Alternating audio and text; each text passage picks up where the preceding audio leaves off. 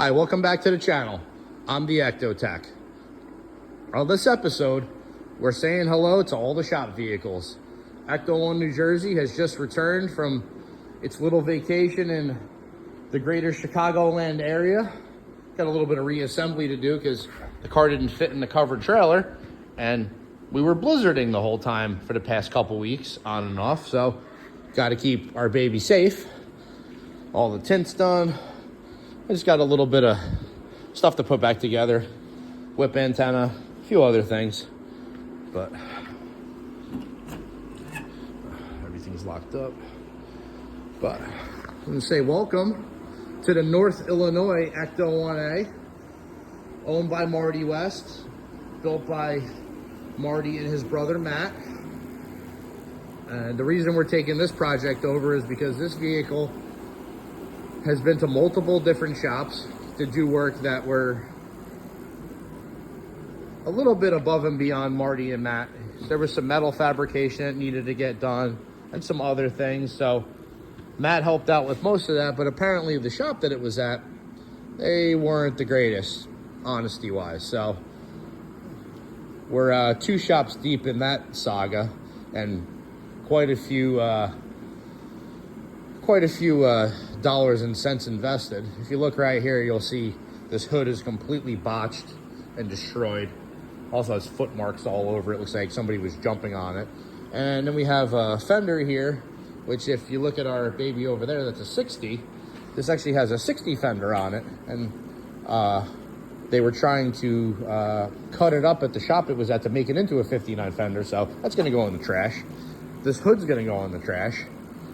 And this fender's maybe might make its way onto this car, but if I don't like it, that's going to go in the trash too. Yeah, we're kind of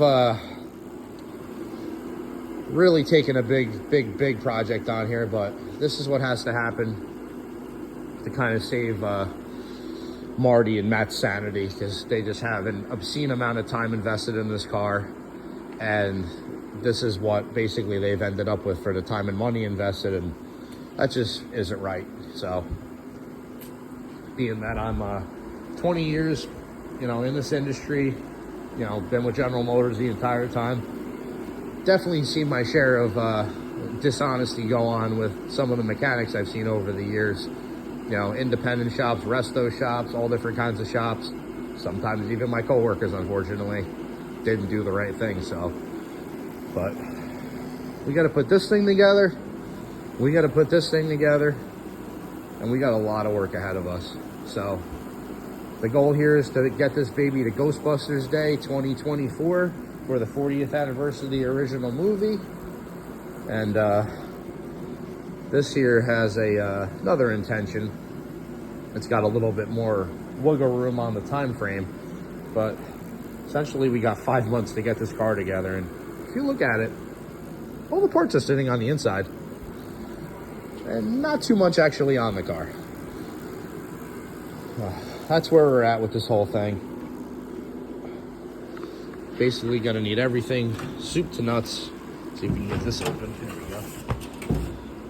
See what kind of stuff we have to play with here. You know what that is? The satellite dish for the 1A. But we've got a bunch of parts, a whole bunch, and we're gonna play around a little bit. So I have a couple days in between here. I have to do a few personal things, but come Monday, Tuesday of next week, definitely gonna be digging into this thing. Here's the roof rack to it. It needs some TIG welding, gotta finish it up. Our Sono buoy mounts that Marty made, and some of the other Ecto1A doodads. So, but got a lot of parts ready to go. So Marty's got his own light bars and stuff put away, but we got extra stuff just in case. Like I said, need to get this thing all blasted up, make the mount for the satellite dish, get all this powder coated, welded up. The sign boards got to make their way over from Illinois to New Jersey. We got the step bumper here. So that's actually our sniffer for our girl over here, because it never had a motorized sniffer, but it was time. So this one does a spin-a-rooney. I got that from a friend of mine that had that laying around. It was actually built by someone in the Ecto Builders group that I won't actually name names, but I've actually been scammed by that guy a few times. And if you look, the welding job on here is horrendous. So I'll be redoing all that, but the base metal job is pretty good. So I can work with that, but all the welding has to get redone. I just rattle canned it for now just to kind of give you the look, because everyone that's seen Ecto1 New Jersey knows it's, you know, the sniffer box is all red, like the restoration. And this we're gonna do silver and red, but I just hit it real fast to show you what it's gonna look like. But all this is gonna get blasted and powder coated after I actually weld it the right way. And then we're gonna make this thing into a 59. So just check that out. So that's a fun car. But there it is, Northern Illinois Ecto1A. Whole bunch of stuffa. Lots of parts, lots of domes, so lots of junk. So this was kind of a last minute thing, scooting this car in here. So do have some reorganization to do in the shop. I got a couple more shelves. I'm gonna clean this pigsty up and get to work, because people want accurate Ecto1As. There's never been one. A lot of people know about the Mecum 1A. I've had some involvement with sending parts to the gentleman that owns that. That car is toward the West Coast a little bit more, Midwest. Anybody that, you know, likes to come out and, you know, plaster that car all over the forums and stuff as an Ecto1A, that thing has a long way to go. You know, I'll just rattle off a couple things on that Mecum Ecto1A. The proton charging tank that goes back here is the wrong size. This is 100% correct mounts. See all these rivets? The mount for the roof rack is exact to Ecto1A. The roof rack front mount for the light bars, that's welded to the roof. On that Mecum car, it's welded to the rack. That's incorrect. You know, that Mecum car is missing a dash laser. The bumper is also not notched. That's already done on this car. The Mecum car is missing a fender spotlight. It's also missing quite a few knickknacks off the roof rack, and also is missing some very, very basic things like BF Goodrich tires with white rims, which I think those wheels are going to go on this car. And then we're going to get these wheels blasted and coated and get some white walls back on them. But got a little bit of work to do. It looks like the windshield lived, so that's a miracle. But so everybody say a prayer for our Ecto1A build, that we make it to Ghostbusters Day for the 40th. And say a prayer for our boy Marty and our buddy Matt, that's put literally their heart and soul into this car. Excuse me, a little congested. If you guys are big Ghostbusters fans, when the Ecto1A was actually on display years ago when the movie came out, the first place it went on its road trip was, I believe, the town is Dixon, Illinois, to the Hardys. And there's a picture, excuse me, with two little boys, you know, hanging out in the front here in their thing. Matt's in overalls and Marty's in his little outfit. But, you know, they were the first kids to take pictures with that car when it got to Illinois, when it was actually on that Hardee's tour and when it rolled off the trailer. And if I find them, I know there's actually a Polaroid that their father took of Ecto1A actually pulling up to Hardee's, still on the trailer. So in the grand scheme of the history of the fandom, this is a very, very, very important build. So we got to get this together for Marty, and we got to do it right. So, but somehow we got this thing in here. So we use reliable carriers. I've used them many, many, many times with my uncle's collection. He loves them. That was the most complicated unload I've ever had in my entire life. These cars are just monstrosities. This thing was in the trailer first, which made it super inconvenient because this is the non-running one, but that was just the way it worked out with the distance of pickup. But somehow, some way, this thing is out of the trailer safe. Looks like all the parts made it. Like I said, we'll do an unboxing video and see what's actually in this vehicle. And then, thank God my girl made it home. So, we were actually laughing when we were unloading that. We're getting taunted by this feller back here. But yeah, we'll do some reassembly on that. But welcome home to Ecto1, New Jersey. Welcome to the Northern Illinois Ecto1A, which I'm also calling Ecto1A New Jersey, because that's what that was going to be. And then I realized that it was never going to look right, missing this entire upper door section, because this is a 60. So this car is actually a 59 build. So come over here, look at the Miller tag. And you actually look right here.